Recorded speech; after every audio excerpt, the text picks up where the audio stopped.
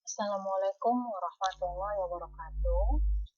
Selamat berjumpa kembali dengan saya, Ibu Win. Saya doakan semoga anak-anak kami semuanya berada dalam keadaan sehat walafiat. Amin. Baik, sebelum kita memulai, jangan lupa mengucapkan basmalah. Bismillahirrahmanirrahim. Semoga ilmu yang kita pelajari hari ini itu menjadi berkah. Amin. Nah, pada pertemuan kali ini kita akan membahas kewirausahaan pengolahan budidaya tanaman pangan. Nah, di sini kita akan berbicara tentang perhitungan biaya budidaya tanaman pangan dan juga pemasaran langsung budidaya tanaman pangan. Nah, tapi ingat ya, sini Ibu akan mengingatkan kalian ya untuk tetap melakukan 3M ya. Yang 3M di sini untuk mencegah penyebaran COVID-19.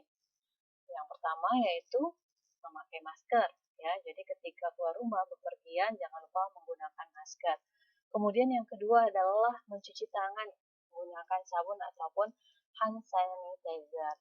Kemudian yang ketiga adalah tetap menjaga jarak ya, minimal 1,5 sampai 2 meter ya.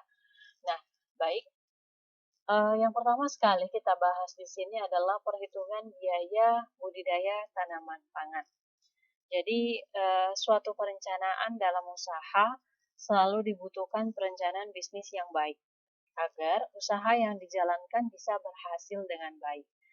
Nah, hal itu dimulai dengan pencarian ide, penentuan jenis usaha, lokasi usaha, kapan memulai usaha, target pasar, sampai strategi pemasarannya.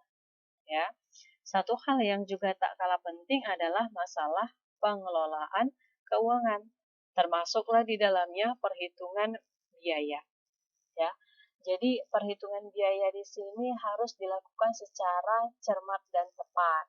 Tujuannya apa? Supaya di dalam melakukan usaha kita mendapatkan laba ataupun keuntungan. Nah, perhitungan penentuan harga pokok ya, harga pokok produksi itu meliputi 3. Yang pertama ada biaya investasi, kemudian yang kedua biaya tetap, dan yang ketiga adalah biaya tidak tetap. Nah, kita lihat satu persatu. Yang pertama adalah biaya investasi. Biaya investasi adalah biaya yang pada umumnya dikeluarkan pada awal kegiatan usaha dalam jumlah yang cukup besar. Kemudian biaya tetap adalah biaya yang dikeluarkan pada sebuah usaha dalam keadaan konstan, ya artinya bisa dalam keadaan konstan atau tidak berubah. Kemudian biaya tidak tetap adalah biaya yang dikeluarkan pada sebuah usaha secara berubah-ubah yang didasarkan pada perubahan jumlah produk yang diproduksi. Nah, sebagai contoh di sini ya, kalau untuk budidaya tanaman kentang, maka biaya investasi tadi mencakup biaya alat pertanian, ember plastik, timbangan, karboni ketika nanti untuk memanen, terpal, dan lain sebagainya. Kemudian untuk biaya tetap, itu mencakup sewa lahan, penyusutan alat pertanian, penyusutan ember plastik, penyusutan timbangan, penyusutan karung, penyusutan terpal, dan lain sebagainya. Nah, yang termasuk biaya tidak tetap mencakup biaya pengolahan tanah, kemudian bibit, pupuk, pembasmi organisme pengganggu tanaman kentang, tenaga kerja, dan lain sebagainya. Ya. Nah, di sini ada satu pertanyaan ya untuk anak-anak kami semuanya, boleh nanti dijawab. Apakah sama biaya investasi dengan biaya operasional? Ya, silakan dipikirkan dan silakan nanti dijawab. Berikutnya kita lihat semua biaya tadi, ya, biaya investasi, biaya tetap, biaya tidak tetap adalah komponen yang akan menentukan harga pokok produksi atau singkat HPP dari suatu produk. Nah, kemudian untuk penetapan harga jual produk diawali dengan penetapan HPP, ya, harga pokok produksi per satuan dari setiap produk yang dilakukan. Nah, jadi nanti untuk unsur biaya produksi itu adalah biaya bahan baku, biaya tenaga kerja, dan juga biaya overhead, ya. Nah, kita lihat di sini untuk contoh perhitungan harga pokok produksi tanaman padi. Ada di sini yang pertama biaya bahan baku senilai Rp200.000, kemudian biaya tenaga kerja Rp1.000.000, biaya overhead, ya. Jadi secara umum biaya overhead ini dibedakan atas biaya overhead tetap dan juga biaya overhead variabel. Biaya overhead tetap yaitu biaya overhead yang jumlahnya tidak berubah walaupun jumlah produksinya berubah. Sedangkan untuk biaya overhead variabel yaitu biaya overhead yang jumlahnya berubah secara proporsional, ya, sesuai dengan perubahan jumlah produksi. Nah, contoh di sini untuk biaya overhead itu listrik, bahan bakar, dan lain sebagainya, ya. Kita lihat untuk biaya overhead pabrik tetap itu senilai Rp500.000, biaya overhead pabrik variabel senilai Rp900.000.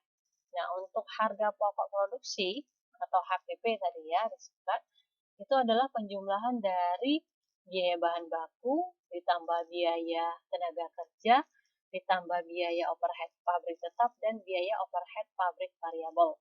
Jadi totalnya senilai Rp2.600.000.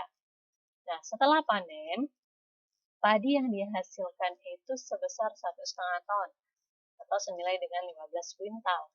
Jika harga 1 kuintal padi itu harganya Rp460.000, maka hasil budidaya padi setiap panen adalah Rp460.000 dikali 15. Nah, hasilnya Rp6.900.000. Jadi setiap panen petani itu akan memperoleh untung harga yang Rp6.900.000 tadi, ya, hasil budidaya tadi dikurang dengan harga pokok produksi Rp6.900.000 dikurang Rp2.600.000. Maka setiap kali panen petani mendapatkan untung senilai Rp4.300.000. Pemasaran budidaya tanaman pangan. Nah, pemasaran adalah proses perencanaan dan pelaksanaan pemikiran, penetapan harga, promosi, serta penyaluran gagasan, barang, dan jasa untuk menciptakan pertukaran yang memenuhi sasaran individu dan organisasi. Nah, di dalam pemasaran budidaya tanaman pangan ini kita menggunakan pemasaran langsung. Pemasaran langsung adalah pemasaran yang dilakukan langsung pada konsumen tanpa perantara sehingga rantai distribusinya cukup pendek dan peredaran barang bisa dengan mudah diawasi. Pemilihan pemasaran secara langsung ini disarankan karena masih terbatasnya jangkauan pasar yang ada. Nah, yang menjadi ujung tombak dari pemasaran itu adalah promosi, ya. Nah, jadi berbagai media promosi bisa digunakan untuk meningkatkan pemasaran dari produk budidaya tanaman pangan. Media yang dipakai ataupun yang digunakan di sini ada beberapa. Yang pertama adalah dimulai dari orang terdekat kita, ya. Bisa teman dekat, teman sekolah, tetangga di sekitar tempat tinggal. Nah, itu diperkenalkan, ya. Kemudian yang kedua bisa juga dengan menitipkan ke warung ataupun toko di dekat rumah, ya, atau di kantin-kantin sekolah. Kemudian yang ketiga bisa juga menggunakan ataupun memanfaatkan sosial media ya, menggunakan teknologi internet seperti Facebook, Instagram, dan lain sebagainya. Nah, kemudian yang terakhir bisa kita memanfaatkan penjualan kreatif. Penjualan kreatif ini bisa dengan cara pasar kaget ya. Jadi ketika ada pasar kaget kita menjual produk dari budidaya tanaman pangan. Nah, jadi itulah ya bagian dari pemasaran langsung budidaya tanaman pangan. Nah, jadi di dalam usaha budidaya tanaman pangan ini persiapan wirausaha itu adalah hal yang sangat penting untuk dilakukan ya, supaya semuanya terencana dengan baik, supaya hasil sesuai dengan yang diinginkan. Mungkin itu saja pertemuan kita pada kali ini, kurang lebih